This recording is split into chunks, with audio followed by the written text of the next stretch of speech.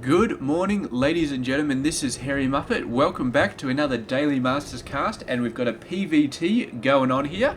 It is going to be Rain versus Maru. So we've got Maru down the bottom right side as the yellow Terran, and down the bottom left side we've got Rain as the red Protoss player.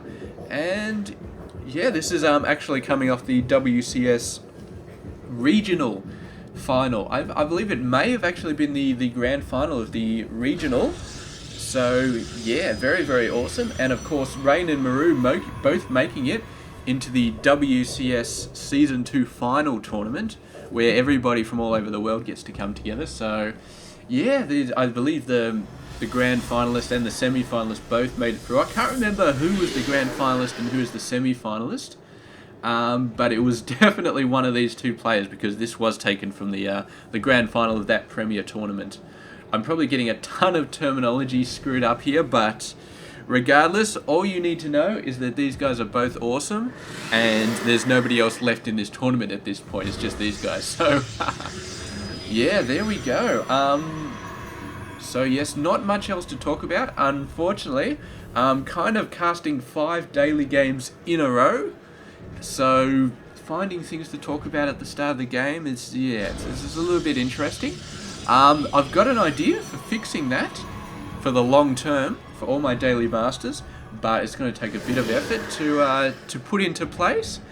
And yeah, you will know when I start doing it. I'm not going to give away anything here, but it's definitely an idea I had, and I think it might be a good one. But yeah, we'll just have to see, because of course, This whole period, the first 5 minutes, where there's really not much to talk about, it happens every single game. When you're doing something like Daily Masters, like I am, and you've got one every day, it's very hard to find something to talk about at the first 5 minutes of those games. So, yeah, like I said, I've got an idea, gonna put it into action at some point, but maybe a few weeks or even a month before that starts happening, and yeah, we'll have to see.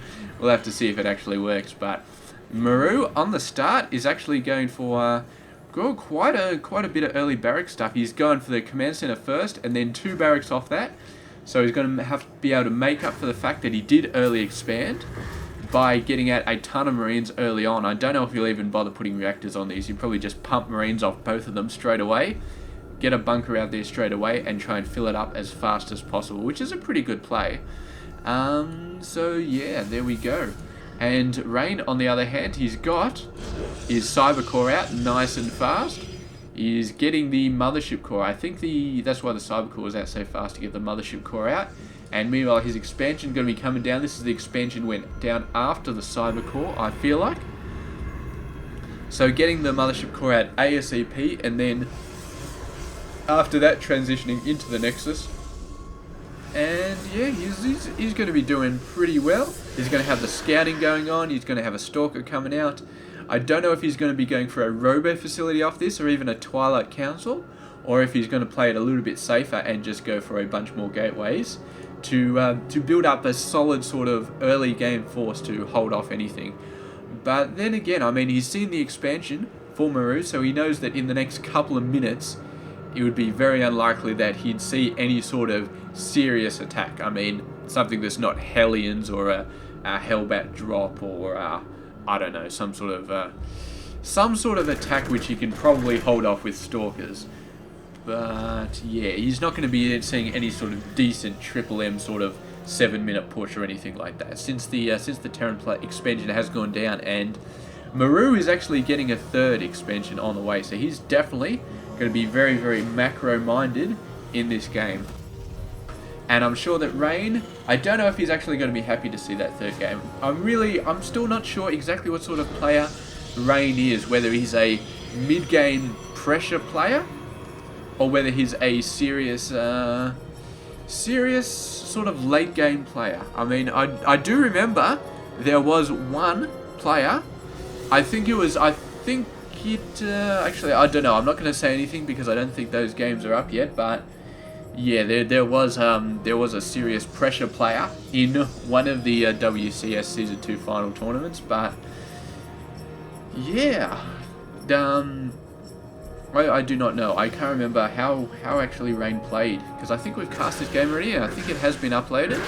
But I think he was he quite liked the late game. So yeah, moving on, we're going to be seeing exactly how he does. So he's going to be getting some sort of safe. You get a robo facility, get the observer out nice and quickly, assuming he does have the observer out, which I don't know if he does.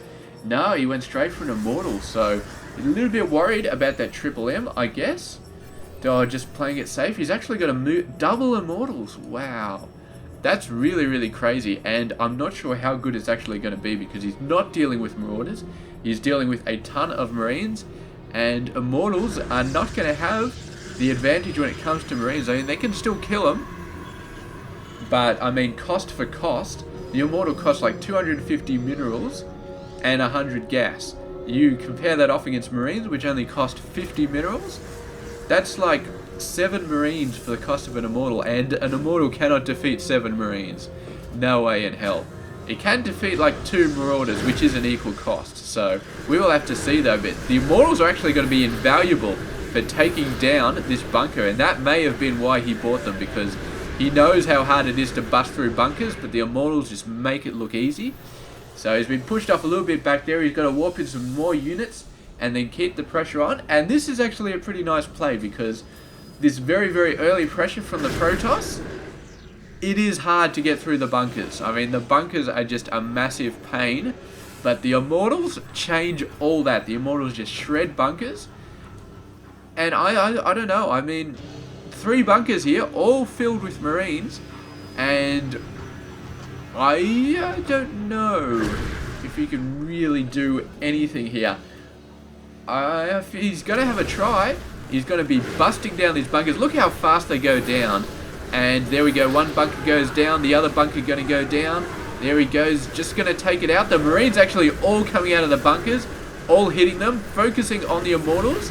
And suddenly, Rain is in a lot of trouble here. There's a ton of marines. He had no idea how many marines there actually were, but there are so many marines, and Rain is just going to have to get the hell out of there. So that approach might have worked if the units had stayed in the bunkers.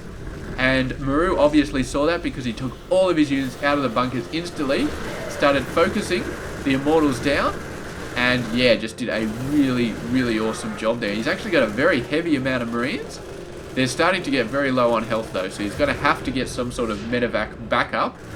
But as far as pushing Rain back in this game, he's done an excellent job. And this is probably an excellent time for him to actually push out his 3rd base. So here we go. He's got a ton of barracks coming out. He's got a couple of tech labs as well. We're seeing some marauders come out. Marauders also going to be awesome dealing with those massive stalker numbers if a ton more stalkers start coming out. There we go. There's a 3rd base coming out. He's going to be getting a ton of workers on that.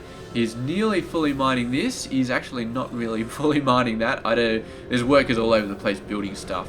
So yeah, these guys are all just slacking off. But if we look at the economy, actually, yeah, Maru's in a very, very good spot right now. Despite sending out a ton of workers to fend off that attack, he's still in a very, very good spot. And it's got to be because he had this 3rd base so early in the game, and he was building workers off it constantly, and that's what gave him that advantage. Now Rain over here, doing a really, really nice job. He's going for his late game tech. He's going for Colossus. He's going for High Templar as well. I'm pretty sure that's what that Templar Archives was for. Of course he needs Zealot Legs. There we go, there's the Zealot Legs. But I would not be surprised to see him really start hitting the gas hard. And really hitting the gas hard. That sounds like some sort of drug habit. But yeah, hitting the gas hard and getting a Templar Archives? I do not know how to say archives correctly, but the Templar Archives, nice archive. The Templar Archives. I can say it fine when I don't say Templar before it, but this Colossus being, so out of position.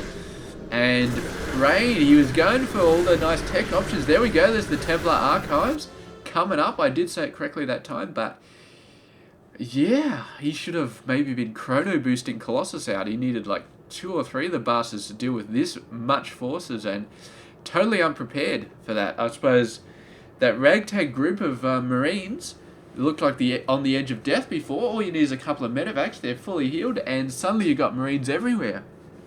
And Maru just doing a really, really nice job at pushing out and not waiting too hard, just pushing out straight away and making a very nice attack there. So congratulations to him, and he is going to be taking this game. So I don't know what that means for the actual tournament. There's like 5 games in total, but regardless, awesome play from both players, and that's your Daily Masters for today. So thank you very, very much for watching this game, and stay tuned tomorrow for another one. This has been Hairy Muppet. I hope you enjoyed this game.